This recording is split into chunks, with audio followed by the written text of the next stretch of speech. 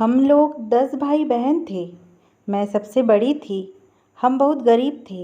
एक दिन किसी लड़के ने मेरे फ़ोन पर बहुत सारे पैसे भेजे और बोला कि मुंबई आ जाओ, यहाँ मेरे साथ काम करो, मैं तुम्हें महीने के 50 लाख रुपए दूंगा। मैं अपनी माँ से इजाज़त ली और मुंबई चली गई।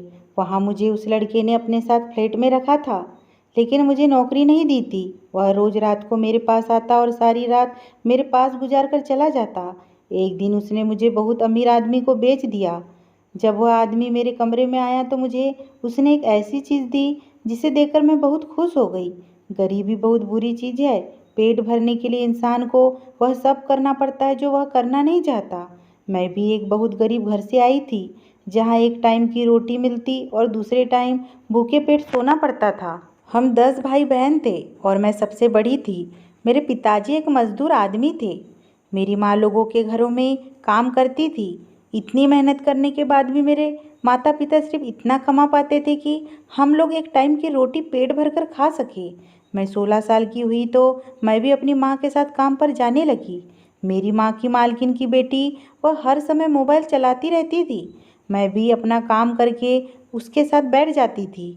वह एकलौती थी और घर में अकेली रहती थी, इसलिए वह मुझसे बात कर लिया करती थी। कभी वह मुझे मोबाइल पर वीडियो दिखाई, कभी फेसबुक चलाना सिखाती और मैं उससे कहती थी, बीबी जी यह सब सीख कर मैं क्या करूँगी? मेरे पास तो फ़ोन भी नहीं है और मेरे माता पिता इतने गरीब हैं कि वह मुझे मोबाइल नहीं दिलवा सकते। उस पर उसने मुझे कहा, जब मैं अपने लिए नया मोबाइल खरीद लूँगी तो मैं यह वाला मोबाइल तुम्हें दे दूँगी। अक्सर वह अपने पुराने कपड़े और जूते मुझे ही दिया करती थी, जो देखने में कहीं से भी पुराने नहीं लगते थे। जब वह अपने लिए कुछ खाने के लिए ऑर्डर करती थी, वह लड़की वैसे ही बहुत अच्छी थी, लेकिन उसकी हरकतें मुझे ठीक नहीं लगती थी। फेसबुक पर लड़कों से बातें करती थी और मुझे भी उन लड़कों की फ़ोटो दिखाया करती थी। वह लड़के बहुत हैंडसम हुआ करते थे। एक दिन एक लड़के की फ़ोटो दिखाकर कहने लगी, यह मुंबई में रहता है और बहुत अमीर है। इसका एक बहुत बड़ा होटल है। यह वहाँ पर काम करने वाली लड़कियों को 5 लाख महीना देता है। यह सुनकर मेरी आंखें फटी की फटी रह गई। मालकिन की बेटी थी तो बहुत अमीर, लेकिन बहुत ही खूबसूरत नहीं थी। मैं गरीब थी लेकिन दिखने में बहुत खूबसूरत। मेरा गोरा रंग, काले बाल, नीली आंखें देखकर लोग मुझे अमीर समझते थे। बस मेरे फटे पुराने कपड़े मुझे अपने गरीब होने का एहसास दिलाते थे। मालकिन की बेटी का नाम मोनिका था। एक दिन जब मैं माँ के साथ उनके घर पहुँची तो वह मेरा इंतजार कर रही थी। मुझे देखकर वह खुश हो गई। मैं मालकिन के घर साफ सफाई कर दी थी। बाकी सारे काम माँ करती थी। उसी दिन मोनिका ने मुझे काम नहीं करने दिया और मुझे अपने साथ ऊपर ले गई कमरे में। मैंने उससे कहा भी, पहले मेरा काम करने दो, नहीं तो मेरी माँ गुस्सा करेंगी और मालकिन भी नाराज होगी। लेकिन मेरी उसने कोई बात नहीं सुनी और मुझे अपने साथ अपने कमरे में ले गई। कमरे में जाकर उसने अपनी अलमारी खोली और मुझे अपना नया सूट निकाल कर दिया और कहने लगी, यह पहनकर जल्दी से तैयार हो जाओ। यह देखकर मैं हैरान रह गई, क्योंकि मैं आज तक सबकी उतरन ही पहनी थी। मैंने आज तक कोई भी नया सूट नहीं पहना था, इसलिए मुझे वह नया सूट पहनते हुए इसकी चाहत महसूस हो रही थी। मैंने कहा, मोनिका बीबी जी, मैं आपका नया सूट कैसे पहन सकती हूँ? लेकिन मोनिका मुझसे जिद करने लगी, कहने लगी कि तुझे यह पहनना ही होगा। अब उनकी जिद के आगे मैं क्या कर सकती थी? मैं वह जोड़ा पहनकर बाहर आई तो मोनिका बीबी जी ने मेरे बाल खोल दिए, मेरा मेकअप करने लगी। यह सब देखकर मुझे बड़ी हैरत हुई, क्योंकि मैं एक नौकरानी थी और वह मेरी मालकिन। मैं मालकिन से यह सब काम कैसे करवा सकती थी? मुझे तैयार करने के बाद वह मेरी फ़ोटो लेने लगी। मुझे यह सब बात समझ नहीं आ रही थी कि वह अपने मोबाइल से मेरी फ़ोटो क्यों ले रही है। जब मैं उनसे पूछी तो कहने लगी, तुम बहुत खूबसूरत हो, अभी तुम्हें अपनी खूबसूरती का अंदाज़ा नहीं है। मुझे उनकी यह बात बहुत अजीब लगी। मैं जानती थी कि मैं खूबसूरत हूँ, लेकिन गरीब की खूबसूरती भी पैसों के आगे फीकी पड़ जाती है। मोनिका मेरे जितनी खूबसूरत नहीं थी, लेकिन इतनी अमीर थी कि कोई भी लड़का उससे शादी करने को तैयार हो जाता। थोड़ी देर में अपना मोबाइल चलाती रही और मुस्कुराते रही। उसकी आंखों में एक चमक थी और वह दिल ही दिल में बहुत खुश हो रही थी। फिर उसने अपना मोबाइल मुझे दिखाया और कहने लगी, देखो थोड़ी ही देर में तुम्हारी फ़ोटो पर कितने लाइक आ गए। उसने मेरी सारी फ़ोटो फेसबुक पर डाल रखी थी उसी समय मुझे यह नहीं पता था कि फेसबुक पर फ़ोटो डालना गलत बात है। फिर भी मुझसे बोली कि एक ही लड़का है जो बहुत अमीर है, उसने होटल खोला है, वह काम करने के लिए उसे खूबसूरत लड़की चाहिए जिसे वह महीने के 5 लाख देगा और उसका टिकट भी खुद करवाएगा। उसे तुम बहुत पसंद आई हो, अगर तुम कहो तो मैं तुम्हारी उससे बात करूं। मैं यह सुनकर हैरान हो गई और सोचने लगी कि 5 लाख में तो हमारी सारी परेशानियां दूर हो जाएंगी। फिर मैं माँ को यह सब बताया तो मेरी माँ कहने लगी, ऐसे कैसे हम अपनी अकेली बच्ची को दूसरे शहर भेज सकते हैं? क्या पता लड़का कैसा हो और वह सच बोल रहा है झूठ। मैंने कहा कि मोनिका बीबी जी उसे बहुत अच्छे से जानती है। मैंने कहा, माँ क्या हम पूरी ज़िंदगी ऐसे ही गरीबी में गुजार देंगे? अब मुझे मौका मिल रहा है तो क्यों ना मैं मौके का फ़ायदा उठाऊं। मुझे मोनिका बीबी ने बताया है कि मेरी जैसी बहुत सी लड़कियां वहां पर काम करती है और सबको इतने ही पैसे देता है। मेरी माँ सोचने लगी और पिताजी ने भी मना कर दिया, लेकिन मेरी किस्मत में कुछ और ही लिखा था। कुछ दिन बाद मोनिका बीबी जी ने मुझे अपना मोबाइल दे दिया और कहने लगी, मैंने नया मोबाइल खरीद लिया है, यह तुम रख लो और अगर तुम्हारे घर वाले मान जाए तो तुम उस लड़के के पास चली जाना। मुझे फेसबुक चलाना आता था। मैं मोबाइल लेकर बहुत खुश हो गई। मोनिका बीबी जी ने कहा, मैंने तुम्हारे नाम से फेसबुक बनाया है। जिसके बाद मैं भी फेसबुक चलाने लगी। एक दिन मुझे उस लड़के का मैसेज आया और कहने लगा कि तुम बहुत खूबसूरत हो, मुझे तुम्हारे जैसे ही खूबसूरत लड़की चाहिए। तुम अगर मेरे होटल में काम करोगी तो मैं तुम्हें 5 लाख रुपए दूंगा। लेकिन मेरे माता पिता ने मुझे इसकी इजाज़त नहीं दी थी। उनका कहना था कि यहाँ दूसरे शहर का भरोसा नहीं है, कब क्या हो जाए, तो हम तुम्हें मुंबई कैसे भेज सकते हैं। लेकिन एक दिन अचानक पिताजी का एक्सीडेंट हो गया। अब वह भी काम नहीं कर सकते थे। माँ बहुत ज़्यादा परेशान थी। सिर्फ उनकी तनख्वाह पर घर चलना बहुत मुश्किल था। मैंने माँ से कहा, आप मुझे बाहर जाने दें। पिताजी की दवाइयों के लिए भी पैसे चाहिए होते थे और माँ की तनख्वाह से तो घर ही मुश्किल से चलता था।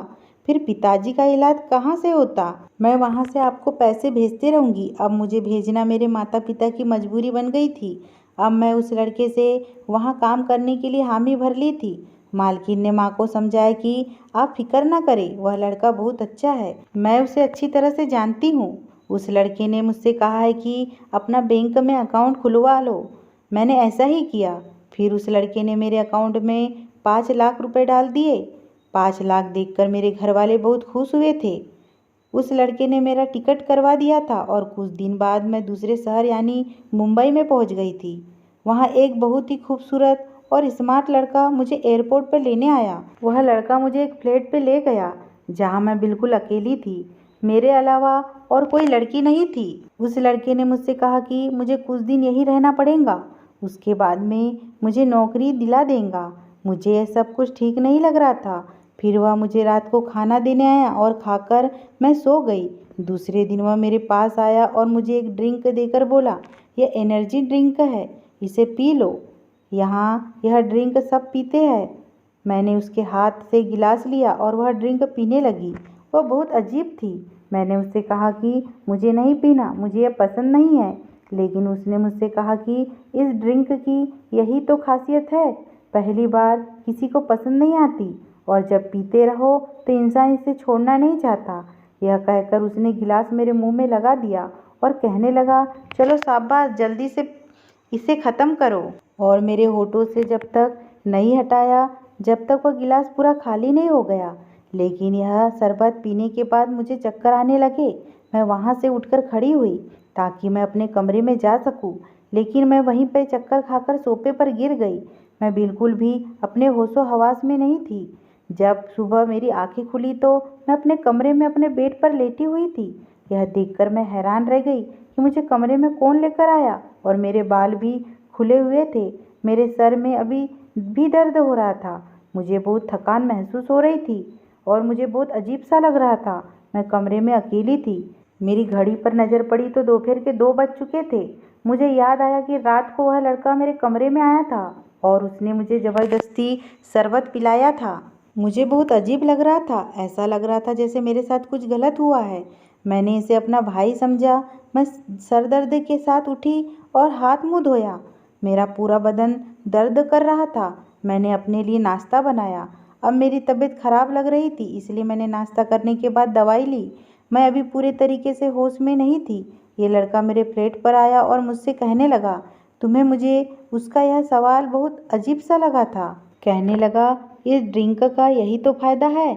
इंसान जितना भी थका हो, इसे पीने के बाद चैन से सो जाता है। उसने फिर वह बोतल मेरी टेबल पर रख दी। मुझे याद आया कि रात में सोफे पर सो गई थी। मैंने उससे पूछा तो कहने लगा, शायद तुम भूल गई हो, तुम खुद ही उठकर अपने कमरे में गई थी।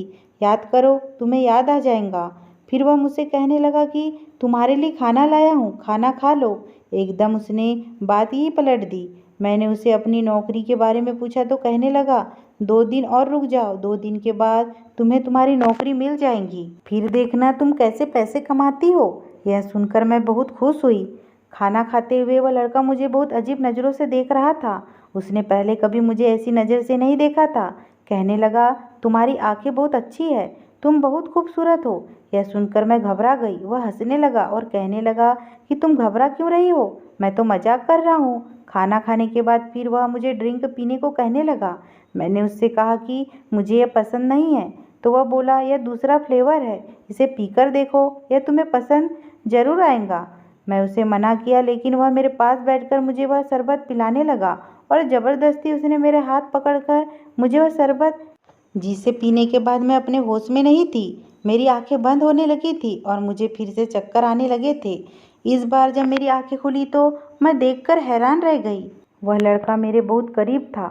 यह देखकर मैं जल्दी से पीछे हट गई और उसकी भी आंखें खुल गई। वह मुस्कुराने लगा, मैं रोने लगी। यह लड़का मेरे पास क्या कर रहा है? और मेरे बिखरे बाल और मेरी हालत बता रही थी कि मेरे साथ कुछ हुआ है। मैं सोच भी नहीं सकती थी कि यह लड़का मेरे साथ कुछ गलत करेगा। मालकिन ने तो कहा था यह लड़का बहुत शरीफ है। मैं वहाँ अकेली थी और रोने लगी। यह देखकर वो लड़का उठकर बैठ गया और कहने लगा कि मुझे माफ़ कर दो, रात में मैंने भी वह शरबत कुछ ज़्यादा पी लिया था, जिसकी वजह से मैं भी नशे में था, तुम भी नशे में थी। तुम मुझे अपने पास आने को कह रही थी और हमारे बीच जो कुछ भी हुआ उसमें तुम्हारी मर्जी भी शामिल थी। मुझे लगा मैं किसी अंधे कुएं में डूब गई हूँ। मैं रोते रोते उस लड़के से कहा कि तुम झूठ बोल रहे हो, मुझे ऐसा कुछ याद नहीं है। वह कहने लगा, अगर तुम्हें कुछ याद नहीं है तो इसमें मेरी क्या गलती है। वह तो ऐसे आराम से बात कर रहा था जैसे कुछ हुआ ही ना हो।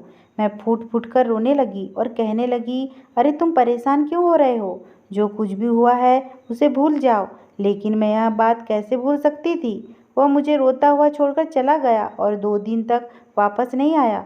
2 दिन बाद जब वह वापस आया तो मैं तब भी रो रही थी। यह देखकर वो कहने लगा कि अब बस भी करो, तुम्हारे रोने से सब कुछ ठीक थोड़ी ना हो जाएगा। तुम भूल जाओ हमारे बीच जो कुछ भी हुआ है और मैं भी भूल जाता हूँ। इसके लिए तो बहुत आसान था। मुझे उस लड़के पर बहुत गुस्सा आ रहा था। मैंने उससे कहा, मुझे अपने घर वापस जाना है। उस पर उसने मुझसे कहा, मैंने बहुत पैसा खर्च करके तुम्हें यहाँ बुलाया है, वापस जाने का ख्याल तुम अपने दिल से निकाल दो, भूल जाओ कि तुम वापस जा सकती हो। मैं उसके आगे हाथ जोड़कर कहने लगी, प्लीज़ मुझे मेरे घर वापस भेज दो। लेकिन उसे मेरे ऊपर ज़रा दया भी नहीं आ रही थी। अजनबी शहर में थी, अकेली थी। अगर मैं यहाँ से निकल भी जाती तो आखिर जाती कहाँ। मैं तो यहाँ किसी को जानती भी नहीं थी। वैसे भी वह लड़का मुझे पूरे तरीके से बर्बाद कर चुका था। अब मैं सोच रही थी कि जल्दी से मेरी नौकरी लग जाए, फिर मैं इस लड़के का चेहरा तक नहीं देखूंगी। उसने मुझसे कहा, कल तुम तैयार रहना, मैं तुम्हें होटल छोड़ूंगा। यह सुनकर मेरा दिल थोड़ा खुश हो गया। मैंने सोचा, नौकरी लगने के बाद मैं अपने रहने का इंतज़ाम खुद कर लूँगी और मैं इस लड़के के फ्लैट में वापस नहीं आऊँगी। लेकिन अभी उसके साथ होटल तक जाना मेरी मजबूरी थी। मैं उसके साथ चली गई, लेकिन मुझे वह जहाँ लेकर गया था वह एक बंगला था। वहाँ तो सारे मर्द ही थे और सारे नशे में चूर थे। वो मुझे सब गलत नज़रों से देखने लगे। अब तक मैं समझ चुकी थी कि मैं बहुत बुरी तरह फंस चुकी हूँ। उस लड़के ने मुझे मेरा मोबाइल भी ले लिया था। अब मुझे जैसी 2-3 लड़कियाँ भी थी। यह देखकर मुझे थोड़ी खुशी हुई। वह लड़कियाँ भी मेरी तरह खूबसूरत थी, लेकिन उस लड़के को देखकर वह लड़कियाँ डर गई। वह लड़का उन लड़कियों से कहने लगा, मैं तुम्हें मार डालूंगा। अब मैं सब कुछ समझ गई थी। वह लड़का लड़कियों से फेसबुक पर झूठ बोलता था और उन्हें नौकरी का लालच देकर अपने शहर बुलाता था और वह उनसे गलत काम करवाता था। वह लड़कियां भी मेरी तरह गरीबी से तंग आकर यहाँ आई हुई थी। जल्दी पैसा कमाने के लालच में आकर हम जैसी लड़कियां ऐसे लड़कों के चक्कर में फंस जाती है और उसके बाद सारी उम्र पछताना पड़ता है। यहाँ इस बंगले में बहुत सारे मर्द आते और अपने पसंद की लड़कियां का सौदा करते और कभी कभी उसे अपने साथ भी ले जाया करते थे और दूसरे दिन इस बंगले में छोड़ जाते। एक बार मुझे भी एक आदमी अपने साथ ले गया। मैं पिछले 4 महीने से यह काम कर रही थी, लेकिन मैं यह काम अपने दिल से नहीं करती थी। हर बार यह काम करते हुए मैं बहुत ज़्यादा रोती और उस आदमी से कहती कि मुझे छोड़ दो, लेकिन ऐसे लोगों के पास दिल कहाँ होता है। जितना मैं उनके सामने रोती गिड़गिड़ाती उतना ही वह लोग मुझे मारते पीटते। मुझे अपने माता पिता की बहुत याद आ रही थी और मुझे अपने फैसले पर बहुत पछतावा हो रहा था, लेकिन अब मेरे पास कोई चारा नहीं। वह आदमी मुझे अपने कमरे में ले गया और मेरे पास आकर बैठ गया। मैं उससे पीछे होकर बैठी। वह मुझे देखने लगा। अचानक उसकी नज़र मेरे कान पर पड़ी। उसने मुझसे पूछा कि तुम्हारे कान पर यह जख्म कैसा है। मैंने उसे गुस्से से कहा, यह काम मैं अपनी मर्जी से नहीं करती हूँ, मुझसे ज़बरदस्ती करवाया जाता है और जब मैं यह करने से मना करती हूँ तो मुझे मारा पीटा जाता है और मेरे कानों के टॉप से खींच लेते हैं। यह जख्म के निशान इसी से बने हुए हैं। पहली बार मैंने किसी आदमी की आंखों में अपने लिए रहम देखा था। उसने मेरे जख्मों पर मरहम लगाया और मुझे पानी का गिलास देते हुए बोला कि सादा पानी है, इसमें कोई नशा नहीं है। यह सुनकर मैं मुस्कुराई और कहने लगी, कोई नशा खोल दे तो, ताकि मुझे कोई दर्द पता ना चले। यह कहकर मैं रोने लगी। मेरी बात सुनकर उस आदमी ने मुझे कुछ नहीं कहा और वह मेरे कमरे से बाहर चला गया और पूरी रात मेरे कमरे में नहीं आया। मैं उसका इंतज़ार करते करते थक कर सो गई। सुबह जब मेरी आंखें खुली तो अब भी वह आदमी मेरे कमरे में नहीं था। मैं सोच रही थी कि जब वह मुझे पैसे देकर यहाँ लाया है, मेरे साथ कुछ गलत काम क्यों नहीं किया। और ऐसे लोग तो अपने पैसों की पूरी कीमत वसूलने के बाद ही छोड़ते हैं। फिर उस आदमी ने ऐसा क्यों किया। जब मैं कमरे से बाहर आई तो मैंने देखा कि वह बाहर सोफे पर बैठकर सिगरेट पी रहा था। उसकी आंखें बता रही थी कि वह पूरी रात नहीं सोया और सामने टेबल पर रखा हुआ एक्स्ट्रा यह बात बता रहा था कि वो पूरी रात जागकर सिगरेट पी रहा था और मुझसे बोला तुम आराम कर लो और खुद बाहर चला गया। मुझे देखकर सिगरेट बुझाए और कहा, चलो तैयार हो जाओ, मैं तुम्हें वापस छोड़कर आ जाऊँ। मैं इस आदमी को बहुत हैरत से देखती रही। वापस जाने से पहले उसने मुझसे कहा कि मैं तुम्हारे लिए एक गिफ्ट लाया था और उसने मुझे छोटे छोटे टॉप्स दिए और कहा, यह पहन लो, मुझे अच्छा लगेगा। वह आदमी मुझे बहुत अजीब सा लगा। 2 दिन बाद वह फिर बंगले पर आया और मेरी कीमत देकर मुझे अपने कमरे में ले गया। थोड़ी देर कमरे में आराम करने के बाद बाहर आई तो मैंने देखा उस आदमी के हाथ में एक तस्वीर है जिसे देखकर वह रो रहा था और साथ में सिगरेट भी पी रहा था। मैं उसके पास जाकर बैठ गई। मुझे देखकर उसने वह फ़ोटो मेरे हाथ में थमाई। मैंने उससे पूछा, यह कौन है। कहने लगा, ये मेरी बहन है। उसके साथ भी वही सब हुआ था जो अब तुम्हारे साथ हुआ है। बिहार से उसे वह आदमी अपनी बीवी बनाकर लाया था और यहाँ आकर उसे धंधा करवाने लग गया। जब तक मैं वहाँ पहुँचा तो वह मर चुकी थी। वह भी इसी इंतज़ार में थी कि शायद कोई उसे बचाने आ जाए। यह बताते हुए वह बहुत रो रहा था और कहने लगा, काश मैं अपनी बहन को भी बचा पाता, लेकिन मैं सोच लिया था कि इस तरह की और लड़कियों को मैं बचा लूँगा। मैंने कहा, वह कैसे। उसने बताया कि मैंने जो तुम्हें टॉप्स दिए थे उसमें कैमरा लगा हुआ था। उसके ज़रिए उन लोगों की सारी रिपोर्ट मुझे मिल गई और यहाँ मेरा एक दोस्त है जो पुलिस में है, उसने मेरी मदद की है। अब तक तो बंगले में पुलिस पहुँच चुकी होगी और अब तुम सब लड़कियाँ आज़ाद हो। यह सुनकर मुझे अपने कानों पर यकीन नहीं आ रहा था। खुशी के मारे रोने लगी। अगले ही दिन मुझे मेरा फ़ोन वापस मिल गया। वह आदमी भी बिहार वापस जा रहा था। प्लेन में ही उसने मुझे प्रपोज़ किया। एक अच्छा आदमी था।